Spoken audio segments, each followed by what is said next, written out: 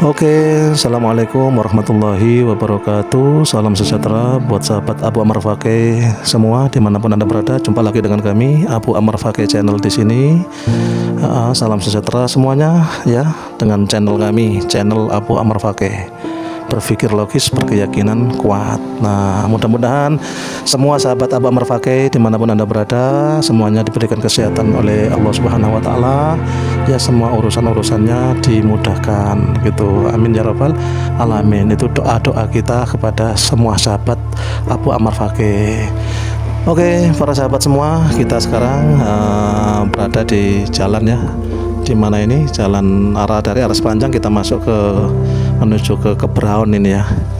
Tapi melalui jalan pintas ini kita sedang jalan-jalan dari arah Sepanjang menuju kemana? Menuju ke Wiyung ya, ke Babat Karangan ya, ke Wiyung Babat Karangan, tempat saudara kami ya. Di situ kita ambil jalan pintas ya, kita ambil jalan pintas.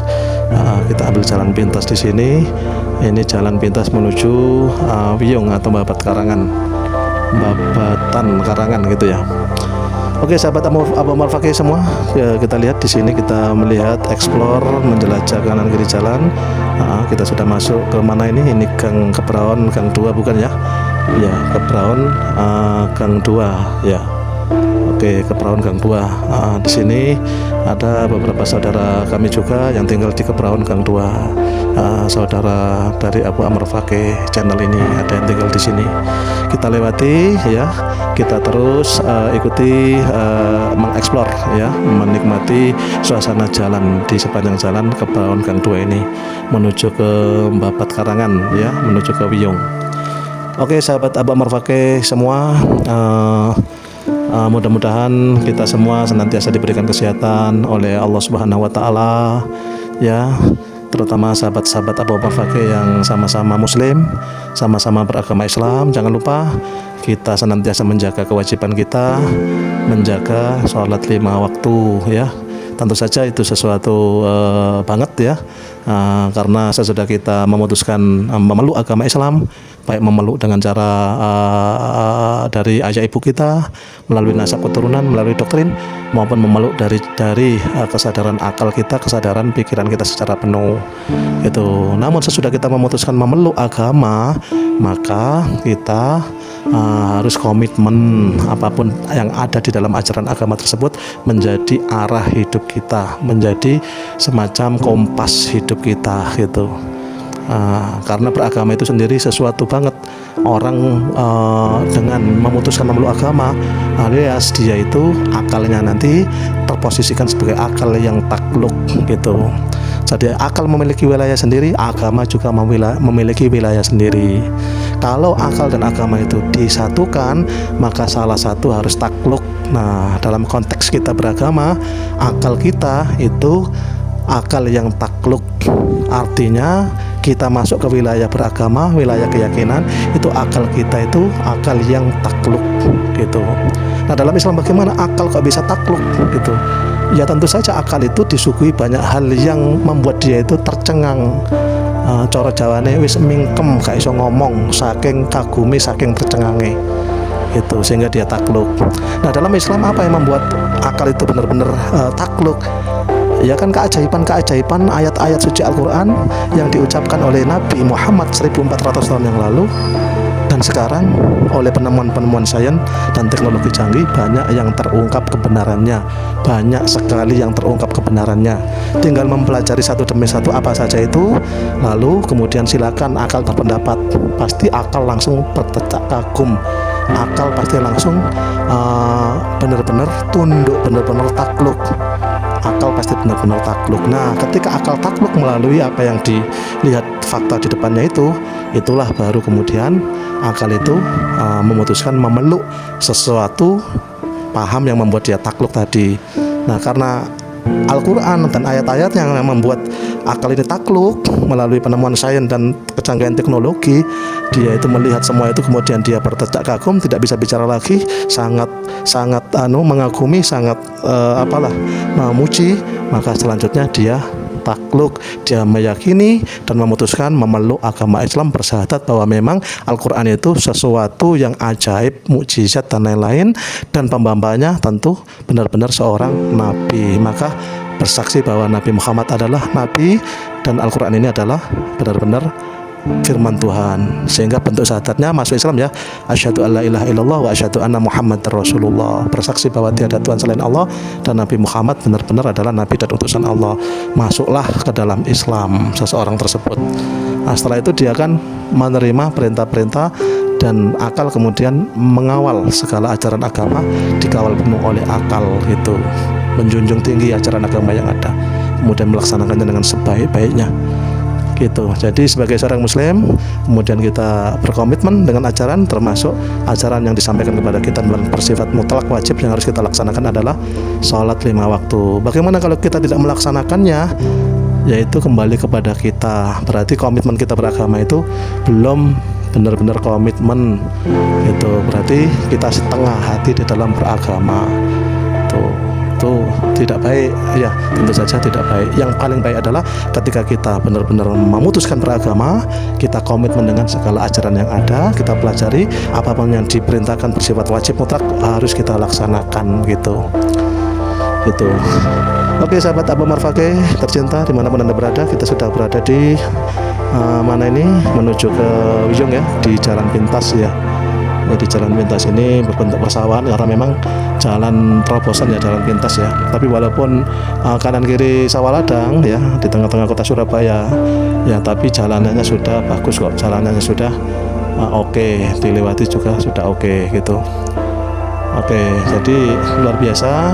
Ini kita Abu Marfaqih Channel di sini sambil jalan-jalan, ada acara dari Wiyung, kita abadikan momen pulang kita ke ada acara dari Sepanjang maksudnya ya, kita abadikan momen pulang kita ke Wiyung ya, ke Babat Karangan ya.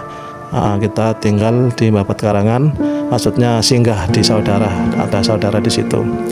Oke sahabat Abu Marfaqih tercinta, kita lihat suasana kanan kiri di sini di tengah kota, tapi masih ada suasana persawahan ya, sawah ladang itu. Jadi masih kelihatan sejuk, udaranya juga sangat sejuk. Ini kita sudah hampir sampai, di tempat tujuan.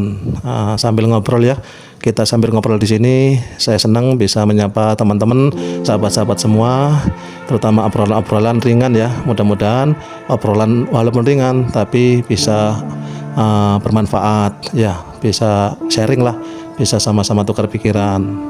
Tentu kalau ada hal yang kurang berkenan, kalau ada hal yang berbeda pendapat, tentu saja kami mohon maaf umpama ada hal yang kurang berkenan gitu. Kalau beda pendapat kan wajar ya, jadi perbedaan pendapat itu wajar selama argumentasinya itu bisa dipertanggungjawabkan gitu. Pasti yang namanya dialog itu adu argumentasi ya, sehingga mana yang lebih kuat itulah diambil sama-sama gitu, dijalankan sama-sama gitu. Jadi mengeluarkan argumen-argumen dengan baik, mana yang lebih kuat, nah itu mari sama-sama dipakai gitu. Tidak ada kalah menang di dalam berdialog, diskusi, tidak ada. Yang ada itu sharing, saling tukar pendapat, mana ada poin-poin pikiran, poin-poin pendapat yang dianggap lebih argumentatif, lebih kuat, nah itu yang kita bisa sama-sama pakai. Itu pentingnya ngobrol dengan kawan, ngobrol dengan saudara, ngobrol dengan sahabat-sahabat gitu. Kita perlu untuk memperoleh sudut pandang lain selain pikiran kita sendiri. Dimana kalau ada pikiran-pikiran yang lebih argumentatif daripada pikiran kita sendiri, kenapa tidak pikiran tersebut yang kita pakai gitu, pikiran tersebut yang kita pakai. Jadi tidak monoton kita memegang, atau tidak monoton kita memperkuat pendapat kita sendiri. Itu namanya angkuh ya di dalam berpendapat. Jadi jangan sampai kita seperti itu. Jadi kita dialog, diskusi, sharing, ngobrol dengan siapapun, dimanapun. Itu tujuannya adalah melihat atau mendengarkan sudut pandang lain. Kalau kita punya pendapat, barangkali ada sudut pandang lain yang lebih argumentatif, maka sudut pandang yang lebih kuat dan lebih argumentatif itulah yang layak bisa kita pakai ya. Makanya konsultasi, ngobrol, dialog dengan orang-orang yang kita percaya keilmuannya, dengan orang-orang yang kita percaya pemikirannya, itu penting kita lakukan dalam hal apapun ya, dalam hal apapun. terutama adalah hal-hal yang vital, maka bersifat wajib. Jangan kita melakukan sendiri, jangan kita berjalan sendiri. Kita harus konsultasi pada orang-orang kita percaya ilmunya, pemikirannya dan lain-lain, agar kita mendapatkan sudut pandang yang tepat gitu ya. Jangan sampai kita salah langkah, jangan sampai kita memperoleh banyak halangan karena melakukan itu tadi kekeliruan langkah gitu. Oke sahabat Abu Ammar Fakih, pembahasan dengan baik terkait dengan akidah atau seputar agama dengan Abu Ammar Fakih di sini, karena memang spesifikasi Abu Ammar Fakih ini lebih cenderung ya ada nilai-nilai agama yang diyakini Abu Ammar Fakih, yaitu agama Islam. Jadi pembicaraan tentang agama tentu pembicaraan yang khususnya bagi Abu Ammar Fakih sendiri menjadi satu hal yang menarik gitu ya. Termasuk tidak anti-antinya Abu Ammar Fakih membicarakan soal akidah ya, terutama akidah beragamanya Abu Ammar Fakih, yaitu beragama Islam. Jadi ketika beragama Islam itu kan keputusan memeluk agama. Kronologi seseorang beragama kan bisa dari nasab, dari ayah ibunya, lingkungannya, guru-gurunya, yang notabene itu berbentuk doktrin-doktrin. Ada juga yang memeluk agama Islam benar-benar dari kesadaran akal pikirannya, kesadaran penuh. Sesudah dipelajari sampai benar-benar benar-benar akalnya itu takluk, kemudian memutuskan memeluk agama Islam dari kesadaran akal penuh. Nah, bagi Abu Ammar Fakih sendiri yang kemarin berislamnya itu melalui nasab, melalui doktrin-doktrin sejak kecil tentang Islam sehingga beragama Islam, maka ketika pemikiran sudah dewasa, akal sudah nalar, sudah berfungsi secara penuh, nalar sudah kokoh, akal sudah kokoh, nah saatnya dibuat untuk meneliti secara lebih argumentatif bagaimana akal itu pada akhirnya menjadi takluk, yakni benar-benar mengakui dengan kesadaran penuh bahwa Al-Quran itu benar-benar firman Tuhan melalui berbagai ayatnya yang saat ini melalui kecanggihan sains banyak terbukti, sehingga muncullah kesadaran penuh bahwa Al-Quran itu benar-benar firman Tuhan. Pembawanya dulu benar-benar seorang nabi utusan Tuhan, yaitu Muhammad Shallallahu Alaihi Wasallam itu. Nah, kalau sudah sampai ke kita kesadaran seperti itu, maka bergeserlah secara otomatis berislam kita dari semula yang hanya Islam nasab, Islam keturunan atau Islam doktrin, maka sudah berganti kualitasnya menjadi berislam dengan kesadaran penuh. Dan itu tentu ibarat akar itu lebih kuat, dan bangunan atau semacam pohon di atasnya itu jelas lebih kokoh nanti berdirinya, lebih rindang juga. Oke, kita sudah sampai di tempat tujuan ya. Mohon maaf apabila ada hal yang kurang berkenan. Sampai jumpa. Wassalamualaikum warahmatullahi wabarakatuh.